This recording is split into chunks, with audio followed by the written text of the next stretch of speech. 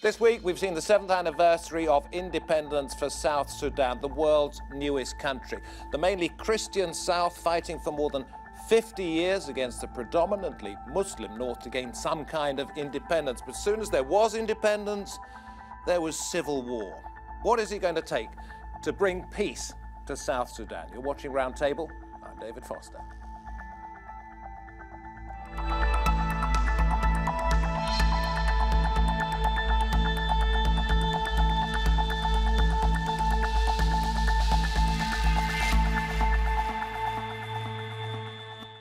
Q2, June the 27th this year, and in Khartoum, the capital of Sudan, a ceasefire for South Sudan was agreed. America, the biggest donor, had grown so frustrated at the fact that this ceasefire was broken within just a matter of hours that it has now threatened sanctions against the country's elite. What is it going to take, if it is possible at all, to bring the country's different factions together?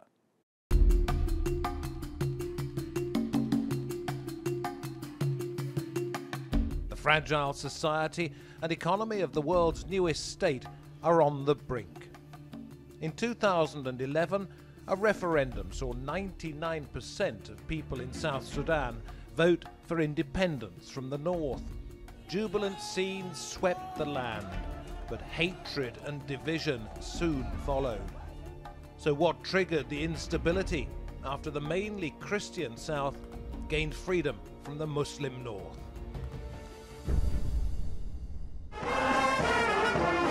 Initially, things looked promising.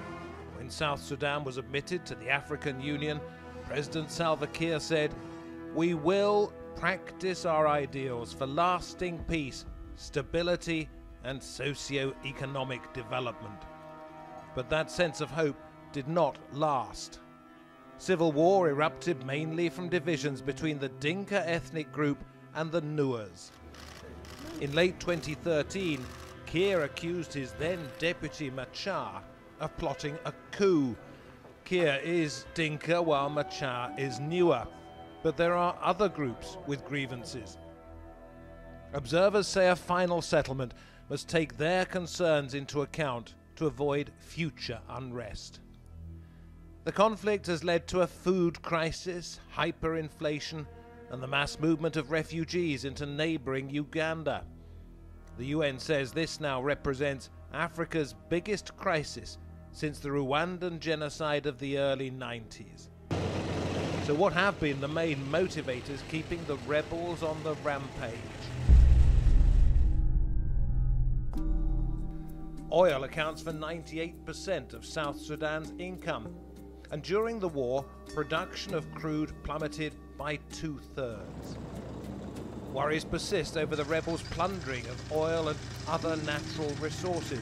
There's lots of concerns about how various parties in the conflict are enriching themselves through South Sudan's oil and gold and teak. The deal signed in Khartoum will see Sudan help its southern neighbour re-establish oil production. The agreement was brokered by Sudanese President Omar alBashir, some questioning his motives as a peacemaker, given his history of destabilizing the south. Bashir wants his country removed from a major US terror list. Bashir's deal calls for the deployment of African peacekeepers in South Sudan. But this move has not been welcomed by rebel groups. With lingering mistrust between Kiir and Machar, can a lasting peace be achieved with both men still in office? Yes, indeed, that is the question. And for this roundtable, I'm joined via Skype from Ohio by Matthew LeRiche, who's the director of the Global Leadership Center at Ohio University. Research work, book, documentaries, all focusing on peace and security, if there is such a thing, in South Sudan. We have Biar Ajak in Nairobi, senior advisor on the South Sudan team at the International Growth Center. With me here in the studio, Peter Moszynski, an aid worker who's been in and out of the region since the early 1980s, just come back, in fact, and Ahmed, Sudanese lawyer, scholar, and human rights activist. Thank you all very much indeed for coming on Roundtable. Peter, if I may start with you, your recent trip there, did you see signs of the famine that was predicted to maybe come about this time of year, when only last year this time we saw one narrowly averted, affecting 6 million people, I'm told, half the population. Yes, I mean, now we have increased numbers. Now it's coming to the peak of the hungry season during the rains. There's over 7 million people now require food aid. And, you know, fortunately, the international community has been able to pre-position stocks and deliver an awful lot of aid to people. But there are so many people who've been displaced, who've been scared off from farming, who've been engaged in cattle raiding, who've lost their supplies. 1/3 of the population are displaced. Over 2 million displaced people within the country, over 2 million in other countries. So the most important thing is for people to be able to return to their own self-sufficiency. And the problem is that they have become more and more dependent on outside aid. We're going to talk about where you went to, in particular, in just a moment. Peter Ajak, you've just come back. You've been all around the country. This is a war that's cost 300,000 lives. We've heard the figures for the displaced, the number of people who are facing starvation. How desperate is it in that country that you've just come back from? Oh, it's absolutely very desperate, especially when you go to the northern parts of the country. In March, I was in parts of Bentiu, and then I was also in other parts of northern Niger State. The economy is essentially at its knees. The entire GDP has shrunk by 25% since the conflict broke out, and the currency has lost something like 97% of its value. For example, the whole town of Bentiu, everybody is depending on food aid. Matthew, I'll come to you in just a moment, if I may, but let's bring it back to the studio, to Omar here. Is this simply about a power struggle between two particular men who, it seems, really want to simply enrich themselves? Absolutely. I mean, this is started as a power struggle within the SPLM itself, you know, other party. And the problem is actually the SPLM being? SPLM, you know, they used to be like a united, you know, entity, united party. But actually they failed to transform themselves from, Machar's group. Yes, from a liberation movement to a ruling party. That's actually one of their break failures. But this is power struggle between these two people. But after that has been transformed into ethnic kind of conflict or something. But this is not like actually about the people of Nuer or people of Denk or the people of South Sudan. This is about Machar and about Kir. And now the question is, are they going to work together? This is one of the big questions, well, I mean, the level of anonymity and all those kind of things. So but it appears from what I've read that they want to work together to keep themselves in power, not necessarily at the behest of their groups, because the SPLM group that backs Machar says this peace deal won't work, and yet Machar is saying, yes, it will. Just remember, just days before this deal was signed or agreed to, President Silva put it very clear that he didn't want Machar to be, you know, in government at all. He didn't want Machar to be actually in public life. But because of the pressure of Bashir and pressure of President Moszynski and something like that, that's why they put pressure on them to agree on this kind of thing. So this deal is out of pressure. This is deal, you know, by over another. It's just between Moszynski and between Bashir, for their own, you know, kind of economic and security and even political interest or something we'll come to the oil. What I want is this deal to be about the people that you are talking about. Yeah. So is it going to deliver for the people on the ground, for the hungry people, for the people who have been affected by this conflict, millions of them? This is the question. We will get to the question of the country's wealth and how it could be used for the people that we're referring to. But Matthew, let me come to you. We're talking about rebel groups here and different militia. I just looked up on the internet the SPLM, which is the one we've just been referring to, and discovered that there are 19 different rebel groups listed for South Sudan, and that is probably just the tip of the iceberg. How do you bring all this lot together? Well, I mean, you know, it depends on when you look at and who you're looking at on the internet to see what numbers or you know, who all the different groups are. I think up to now, one of the big problems is a lot of the political economy of the country has been about having a range of different groups and incentivizing having a number of groups. So up to now, the way to bring these groups together has been to offer both financial and political incentives and cut short-term deals. And the Sudanese government, Bashir in particular, have been very effective at that over the years. That's how they perpetrated their war from 2005, or from 1983 to 2005. So a lot of the means that are being used to bring these groups together are actually embedded in the way the war's been fought for years. So it's a real big problem to have your peacemaking tool very similar to your war making. Peter, let me ask you about, if we come back to oil, the camp that you recently visited inside South Sudan for internally displaced people, and we're talking about 2 million internally displaced, I think. That's an average figure from the different sites that you read. This particular camp is in an oil-rich area. Now that is part of the problem. So describe, A, the situation at this camp, what you found, and where you think the difficulties lie.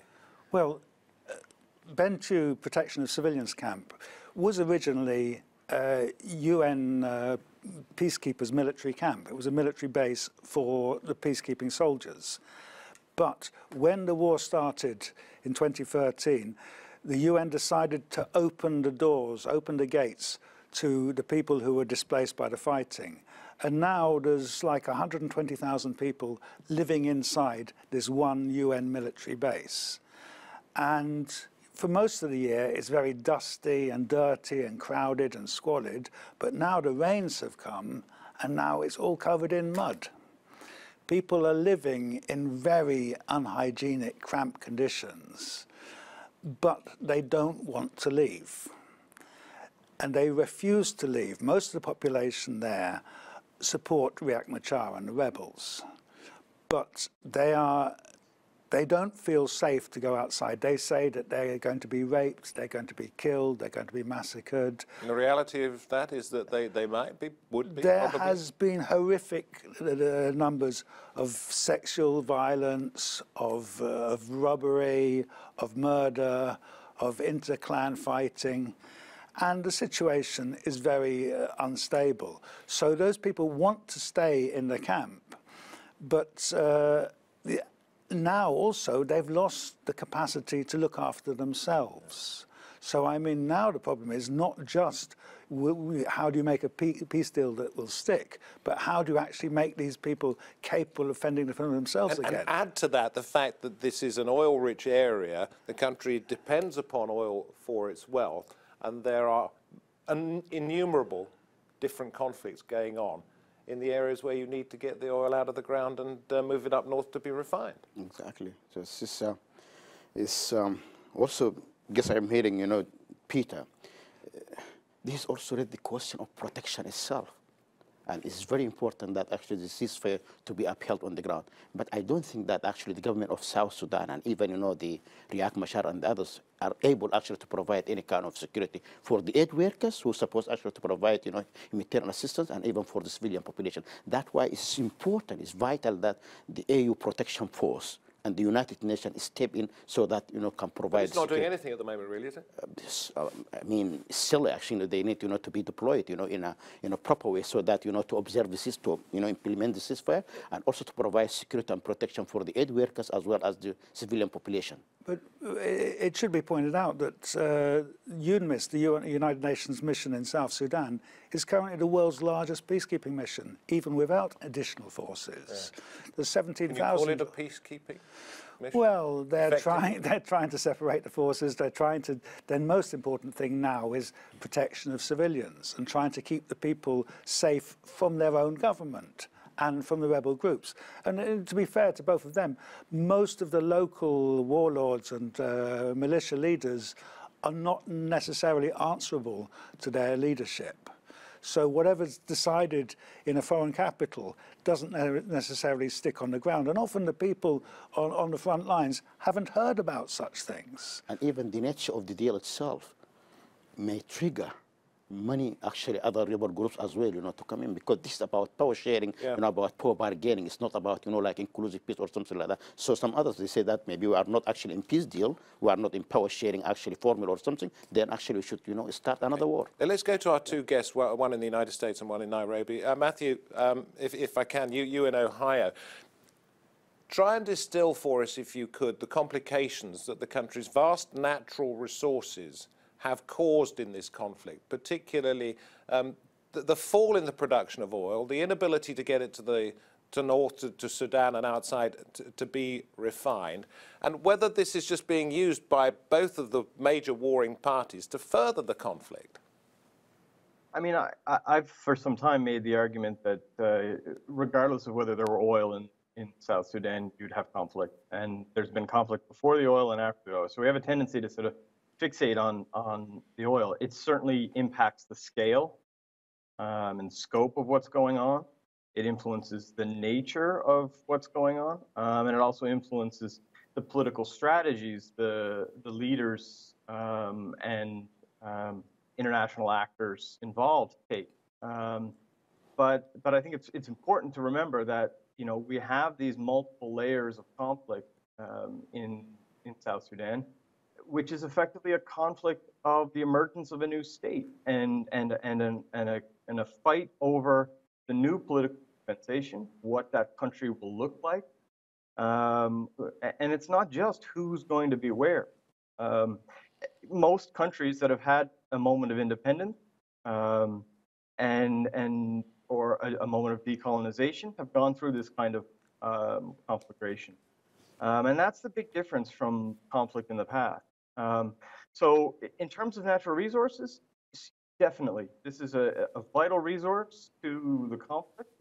And this is definitely a big part of why Khartoum is very interested in playing peacemaker at the moment. But coming from the U.S. perspective, it's actually interestingly not particularly important to the United States. The U.S. interests in the natural resource sector in South Sudan are pretty limited. So I think that's why you see them acting the way they do. Peter, the question is posed by Matthew about the different groups and the different levels of conflict. My question to you is, are the two main men at the front of all this now, Riek Machar and Salva Kiir, are they the answer to the country's problems, or do people have to look elsewhere? No, I think it has been actually quite a preposterous idea, the notion that Salva Kiir and Riek Machar are part of the solution. I don't see it. Who wants to put into perspective where Omar alBashir, the leader of Sudan, a man wanted for war crimes by the International Criminal Court, who has enriched himself, we saw the conflict in Darfur, where does he stand in all of this? He's actually sees this deal, as his last chance to save the Sudan economy. Not just Sudan economy, actually, to save himself, because actually he's very scared of some sort of hungry uprising actually in Sudan, because there is enormous economic, crisis actually in Sudan right now, and Bashir has no solution to that economic crisis. And is that crisis caused by the fact that they would normally have got a lot of wealth through what was the south of their country at one point and is now a separate country? Of course, because they lost 70. So they're not getting the oil and the revenue that comes from that. Because 75% of Sudan oil revenue actually went with the South Sudan. And now actually he tried actually to involve himself with the Gulf countries in terms of involving in Yemen war or something, pleasing Saudi Arabia and United Arab Emirates. But actually he failed also to get any kind of considerable or significant kind of financial support to save Sudanese economy. That's why he saw South Sudan is his last chance. The reason I bring him into this is pretty obvious, because he was leader of the entire country at one particular point. Exactly. But more than that, in terms of a regional destabilization, we have Sudan, we have South Sudan, we have refugees in Uganda, an awful lot of them coming across from either Burundi or particularly South Sudan, and we have the makings of a bigger conflict, cross-border conflict. Well, I mean, also, remember, there was a cross-border conflict in 2012, the year after independence. They went to war over the oil fields at the border. And one of the things that Omar al-Bashir is trying to pull back is he wants reparations for the damage to the Heglig oil fields done when the Southern Army came and attacked them in 2012. And then the following year, it was actually Darfuri rebels, mostly responsible, who were working as mercenaries for the Juba government. Do you think the seeds are there for further regional conflict rather than because of what's happening? Everybody is trying to intervene somehow. It's a proxy war, to be honest, in some ways. It's a proxy war because... And who is using the rebels as their proxy? I mean, Kiir also, there is no secret that actually is supporting, Sudanese rebels, and also Bashir as well actually is supporting, the rebels in South Sudan. That's why Bashir has some sort of leverage over Machar and some other actually rebel group in the South Sudan. See, so Matthew, how do you go about resolving any of this when it is so intertwined and so very complicated? Well, I think sadly, if we look at history, there needs to be moments where these groups fighting have a reason to want to settle a deal and to make compromise. I think the government certainly feels it's in a position of power and strength, that feels it's been successful in its counterinsurgency campaign. So it feels as though it can exert whatever it would like in terms of a conversation. So the pressure really moment is coming from outside. We talked about Omar Bashir significantly. I think Yoweri Museveni in Uganda is playing a very significant role in terms of the relationship here and bringing him to the table. He's been a very important supporting figure for the government in Juba as well. So those are the main, and other regional actors are the main pressure to a peace agreement. But the fact that you see a peace agreement with very few details and often contradictory terminology being resolved very hastily suggests that maybe that pressure isn't really that significant, because we're not getting out of this a pithy peace agreement that contains inclusion of issues or individuals that would be required to move forward. So we come full circle, if we can, back to where we started the program, which is the people themselves, and the problem of this being the time of year when there could be food shortages. You talk about the aid parcels, etc., etc. What is happening in all of this to prevent it developing into a full-blown famine? One of the first there will have been in that part of the world for almost a decade. Well, I mean, the humanitarian situation is extremely grim, but I mean, South Sudan became independent with some of the world's worst humanitarian indicators. Really low education, really high infant maternal mortality rates, all sorts of problems with healthcare, with delivery of services. The situation was bad enough before the war. Now, trying to just make peace between some of the principles is not going to affect the humanitarian situation, because there is no quick fix solution on the table. Well, what is going to make a difference?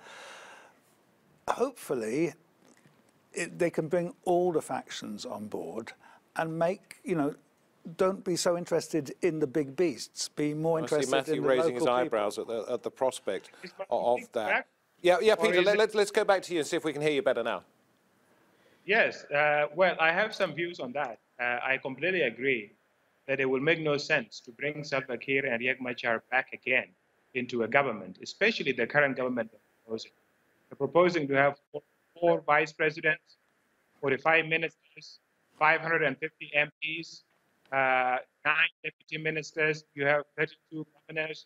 It's outrageous. No resources to fund such a government.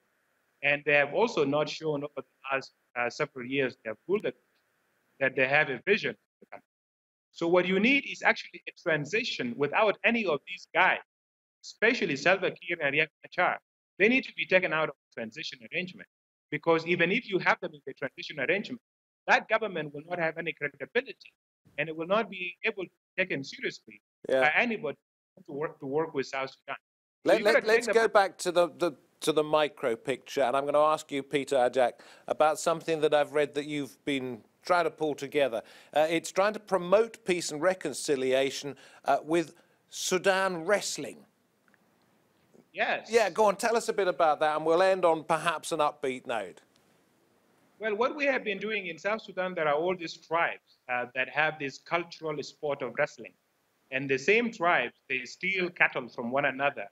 And they also fuel this inter-ethnic violence that politicians use to recruit people and train them so that they then participate in this larger. So what we do is we use wrestling, where we pay the main champion for this tribe, and we organize inter-tribal wrestling as a way of creating linkages among them so that they know each other, and so that they have other means. Instead of stealing one another cattle, they use this wrestling, which we give them resources. And then they use these resources either to buy more cattle or to invest in others. But what we also do is, once we assemble them, we teach them how to manage their cattle in terms of thinking about their cattle. in terms of different assets. Like, for example, how do you think about food or a cow that is pregnant or a cow that is birth? And think about which one do you sell so that you raise finances, so that you meet some of the immediate consumption, while at the same time increasing the areas within your that can allow you to more wealth. Thank you. Peter, I think we get the picture that the audio was just a little bit crackly there, but thank you very much indeed. And indeed, thank you to Matthew in Ohio, thank you to Ahmed and to Peter here in the studio, and thank you for watching. 7 years since independence, 300,000 dead, half the country perhaps facing famine, 4 million perhaps displaced in total out of a population of 12, and perhaps the answer lies on a wrestling mat. I know it sounds a little bit trite, but it's those little things that bring people together. And thank you for coming together to talk about this. I'm David Foster from the Roundtable team. Thank you all for taking part. Thank you for watching, and we hope to see you next time. Goodbye.